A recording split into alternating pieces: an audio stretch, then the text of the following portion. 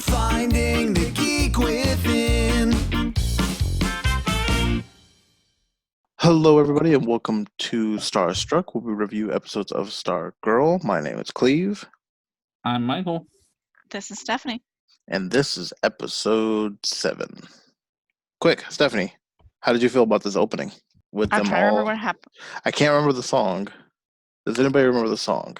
But they were like super feeling themselves. They were like dancing, and it was a nice little montage. Beth was singing into the mirror, and Oh, yeah. Okay. So much happened in this episode that I already forgot the beginning of it. But I thought the scene with Beth was really funny. The karaoke with, I forgot his name already. Chuck? I thought it was, Chuck. yeah, with Chuck. And then her parents come in and go, "Where's our lunch?" Did you make us lunch? All of a sudden, it's funny how we don't appreciate it until it's gone. I know. I saw Beth's little opening scene. I'm like, damn it, Beth. And then Yolanda, why are we taking that to school? Can you not get caught with the Wildcat helmet? Anyway. Mm-hmm. Mm-hmm. Michael, how did you feel about the opening? Taking Care of Business was the name of the song. They were taking care of business. They were taking care of business. And working overtime. Every day, taking care. Anyways, so I wrote down some notes. I really wish that I had Stargirl's staff here right now. I feel like that would help me in my predicament. I'm just sitting in the dark, guys. Cleve bullied me into still recording while I sit in a powerless home. What else are you going to do? It's not for me. It's for them. What else am I going to do? You're not wrong. I'd just be sitting here. Sitting here in the dark. So I wrote 2 notes because I watched this twice because I felt like it deserved being watched twice. First thing I wrote was I love Beth in this episode. She has a lot of growth and she becomes her own person, and I think that has suddenly redeemed her as a character for me thus far. And the reason they gotta have depth to have these ups, man. I told you. And one of the reasons I say that is the slow walking squad. I wrote slow walking squad walk is important scene because of that. And so they're all slowly coming together in the hallway, walking down the hallway like, we're badasses because we're a part of a team. And Courtney's in the front because she's supposed to be the leader, which I have more notes on later. I find interesting is she looks and acknowledges both Wildcat and Our Man and like nods to them and then they join. But I don't know if you guys noticed this. She never looks at Beth and Beth appears on her right-hand side. And then it's kind of like she looks over her shoulder and just knows that Beth's going to be there without having to like ask for her to come. Right. So I think this is important as like her role will be very much the right-hand man to Stargirl's JSA. And definitely super acceptance also. It's not like the episode we had where they were like, nobody asked you to be here, so can you leave? Well, in fairness, if Stargirl almost gets your ass kicked, you better, she better appreciate you a lot more. Yeah, I liked the slow-mo walk. I thought it was funny. And then they got just, shoulder check out of it completely. Checks into them and knocks them out of slow-mo. And again, before we get to the end of this show, or the end of this episode, the true villain of all, before I knew anything was going to happen, I just feel like as an individual person, Cindy is the biggest villain we've ever had. I was really hoping she'd have some sort of redeemable arc. Like they're going to have Brainwave's kid be a good guy, I feel like. Which I found out is Brainwave Jr. Yeah. Clever. Look, DC was Sportsmaster. On names, okay? His name's Coach now. From now on, it's Coach. You know what? Forgive me talking about this part out of turn. I did not recognize that was the same guy who tried to get Pat to the gym. I wrote that down as a note. I wrote gym owner left such a little impression that I didn't even realize that's who was the Sportsmaster. I thought it was a brand new character. Well, you know what? He was in that one, right? And then we didn't really see him again. No. Maybe one more. Yeah. And he felt like he could be something, like he could be a part of it, but I'm telling you, like he made such a little impression that I could not even have told you that that's who that was. Yeah, I wrote, oh shit, Sportsmaster is gym guy. Yeah, I realized that too. I was like, oh, huh. Oops. Like, fuck, nobody told me. I also wrote, who smells a binder and who the fuck interviewed this janitor? Because Oh, here's the man. thing. So the janitor is actually a good guy. So Right. his name is Justin the Silver Knight, and he's a part of, I believe it's called the Seven Silver Knights, and they are like these random knights from Arthur's Round Table who were displaced in time randomly. Huh, So- This is okay. comic book wise. One of my notes was, what are our theories about the janitor? So I'll just mark that off. Sorry. No theories anymore. I'm sorry. But you're supposed to get that hint, or you kind of get that from his room having like a horse and him having that big sword and him talking in a stupid way. I never noticed the Really? horse. I noticed the way he spoke, and I noticed, it was not hard to miss the sword. You didn't Yeah. notice him petting the horse on the calendar?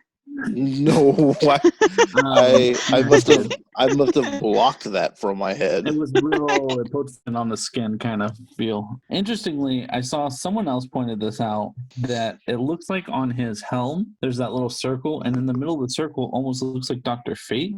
So that could be interesting if he gets selected to be Dr. Fate, because the helmet chooses that. Like Could the be helmet interesting. chooses the Arbiter, so it could be interesting. But yeah, so he's supposed to be the Silver Knight. Well, okay, so he's Silver Knight, who's placed out of time, but he knew Stripes. Right. So yes. So Silver Knight eventually teams up with the JSA. Okay. Specifically Justin. His wife or his love interest is killed by Genghis Khan, I believe, at one point, and then he's been given amnesia, and some stuff happens in the comics. Okay. And at some point, he joins the JSA to help them.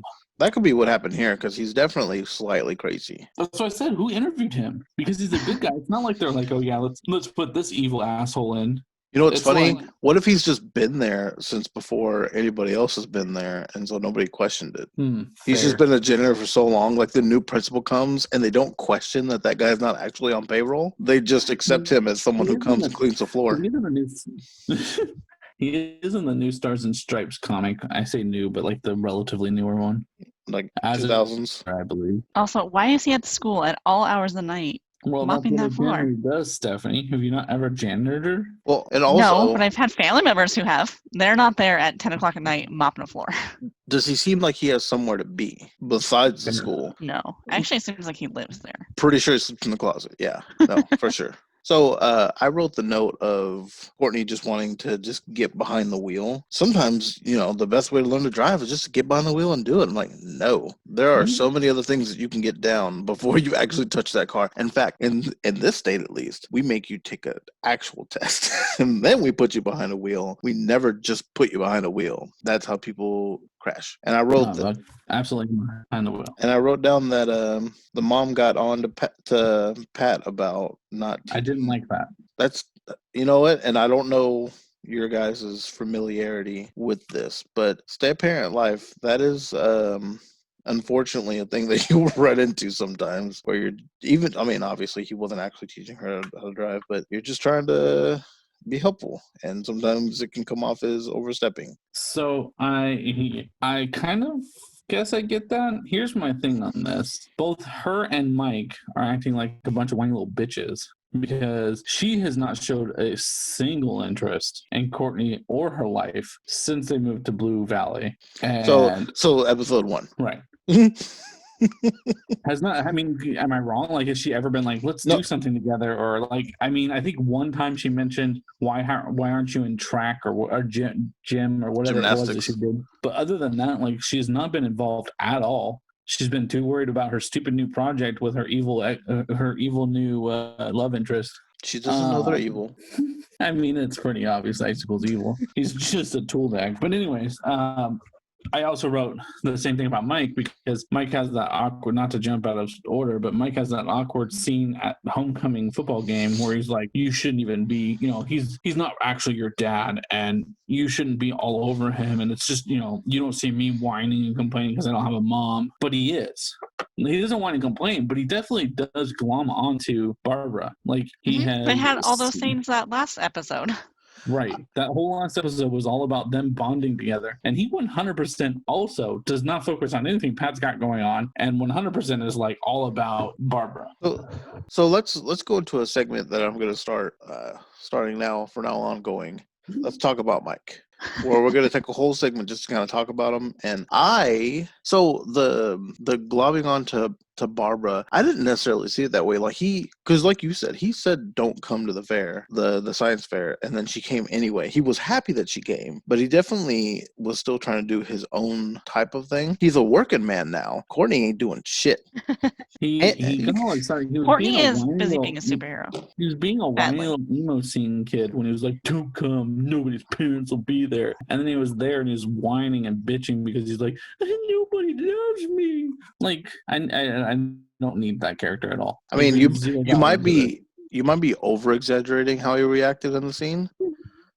He a had little them doughy eyes, like, Maybe a he little was- bit. he I don't was even like Mike, but I telepathing. know that that's was exaggeration a telepathing. little bit. You know what? It's so funny that you took it because to me, I took it as something serious happened with Pat and Mike and Mike's mom that I'm hoping we'll dive into. That's what I took from it, is like me and him have been through a lot together, and almost like, hey, you're getting too close to my parent than I would like. I don't know. I wonder again. I've said this before. I'm curious what went on with the mom, and is that why he acts the way he does with Courtney and with Barbara and now with Pat? But that was my take from that scene. But hey, he packed Barbara candy, okay, so that she would save it up for her work. So he's trying to be a decent person to one person in the house. Right. That's That something. that he's so fucking concerned about. It's because they've already been through the war, Michael.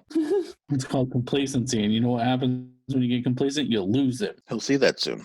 That's what's going to happen on episode 8. I did think it was funny how much of a jerk he just is to Pat, who just seems to be trying so hard, and then just tells Courtney, "Get away from my dad. That's mine, not yours." Hold on a second, because if Mike could only see that Courtney is also a dick to Pat, then maybe he wouldn't feel the way he feels, because That's she true. just.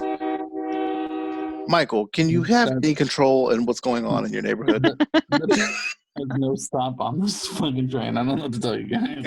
And I can't even mute it. I can't find the mute. Yeah, Courtney just goes right back to being the old Courtney. In fact, I wrote down Courtney being Courtney because she can't help herself. She just has to do, like, we had a whole episode about you realizing that Pat knew what he was talking about and the team needs to practice and you just need to listen. They need to listen to you and you need to listen to him. And then immediately was like, we don't need this training. My stick glows and wrecks everything, and then chases down the violin player.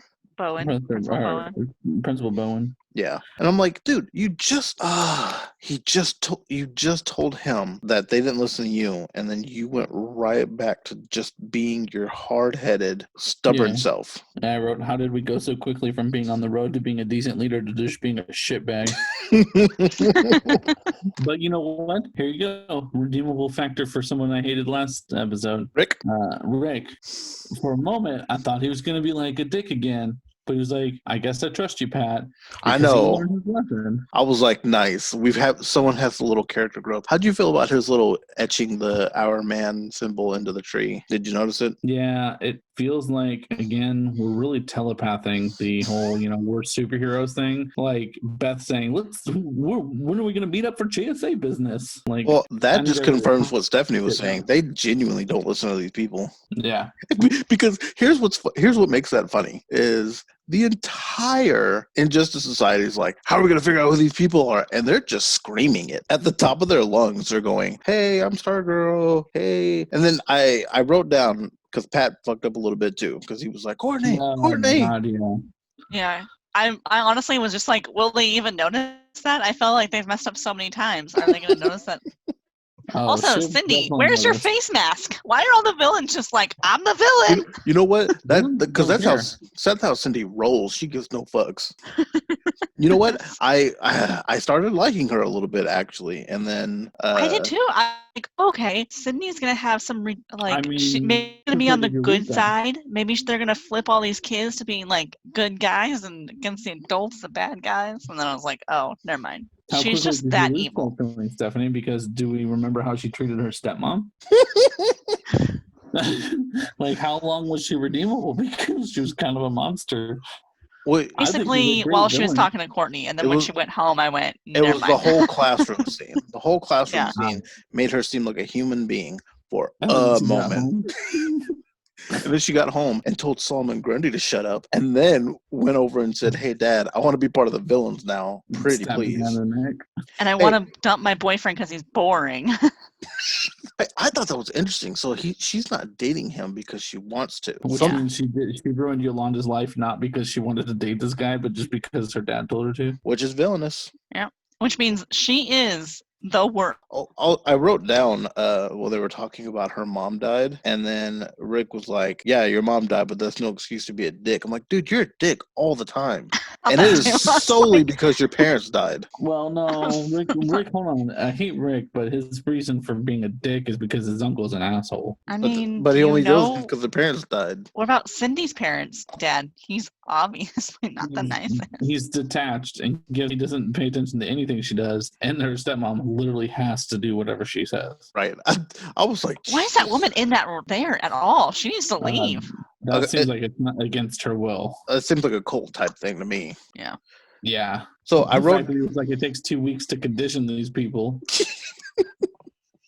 And you wasted 2 weeks of my time for nothing. So Pat made a little training thing for everybody and had pictures of the villains, and he's going through them, and we get to Tigress, and I think to myself, how does nobody know who this woman is? Because she just has a little patch over her left eye, and everything else is perfectly visible. I don't understand how we've not. Maybe they kill everybody they run into, and that's how we keep that identity secret. But Pat has a picture of her, so that can't be the case. That's what I'm saying. All the villains are just like, look at my face. Here I am. Yeah, they don't care. Zero fucks to be given. I wrote down that I thought the football players weren't convincing. Mm-hmm. It's not just a random side note. So I also wrote down that Courtney's denial of friendship single-handedly created a villain. Like, she was on the ropes, but it super pushed her over.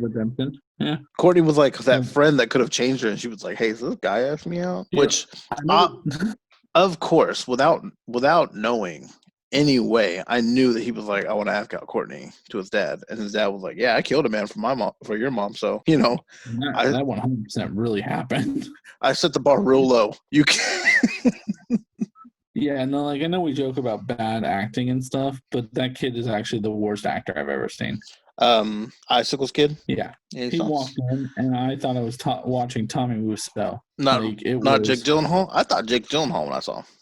Well, Tommy Wiseau is the guy that was in the room. He directed it and was in it, and he's just an awful actor.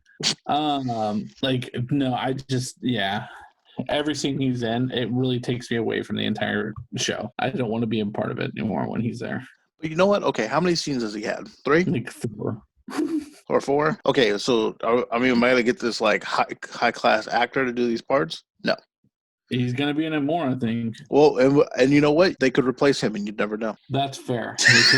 That's true. He could show up with a completely different person, and I would not notice. Like for a second. Sportsmaster was the gym guy. He could have slit my throat. I could have been like, "Hey, gym guy, guess what? I was just fighting Sportmaster the other day because I'm Stargirl," and he would have slit my throat, and I would have never known the difference. Yeah, I did think Pat running through the entire gym yelling Courtney was real dumb. Yeah, I mean, I guess he didn't know she was dressed up as Stargirl, but the staff was there, so he could have had an idea. Yeah. Yeah. Pat's usually a pretty smart guy, so I wrote down that the conversation that Cindy had with her, that her dad had with Cindy about not touching the costume, is word for word the same conversation that I have with Miles. I was thinking, what is she, a 2-year-old? Get away! Don't touch that! Put it down. And then having to yank it out of his hands. Yes. So, how scary of a villain can you be if you can't contain this girl? Also, my note to that is, why isn't it locked up to a place that she can't get to? Because it's like on display. Like she's not in control of herself ever, and you know that. She's technically not supposed to come downstairs, so. So she killed her mom, right? Yeah, she does have the code. Yeah. Yeah, she killed her mom. Okay. And I thought that was the experiment that he had done until we get to the one-on-one showdown between Stargirl and Shiv, which is her name. I don't think it's her name yet, but it will be. I was funny because I was thinking to myself, well, I guess Stargirl knows that you really can't mend this friendship at this point because you know who that is. I also wrote a note for Stephanie because she had like this fire staff, and I just imagine her going, fire, my midriff, and like having her stomach get burnt. Because I don't understand why her midriff is not protected. You have this costume that can like stop the penetration of metal, so you decided I'm gonna have my belly out and my leg. The weakest part of your body. What if she gets like a wicked belly button ring and wants to show it off, you guys? You're really being insensitive at this point. Is it gonna be a little star just piercing her little belly button? Also, she definitely could have murdered someone today. Or this episode, I should say, because she straight burnt. Have the same regenerative abilities as Wolverine. She straight burnt her face. Oh, because I was like, oh, okay, another staph coma, like, is coming. And no, we basically took a blowtorch to her face, and then she was like, first of all, her reaction was not good enough for I just killed a person. It was like, oops. It was like, oh shoot, and then when it came back, she was like, oh shoot. Because then she knew that it was going down. Did you enjoy her retractable blade? She's basically Wolverine, by the way. I guess that was. Did that come out of her body, or yeah. Okay. Okay, I thought it just came out of her sleeve. I thought she had like a tool, and she just liked to carry around a retractable blade for some reason. Like the Gambler did with his little pistol.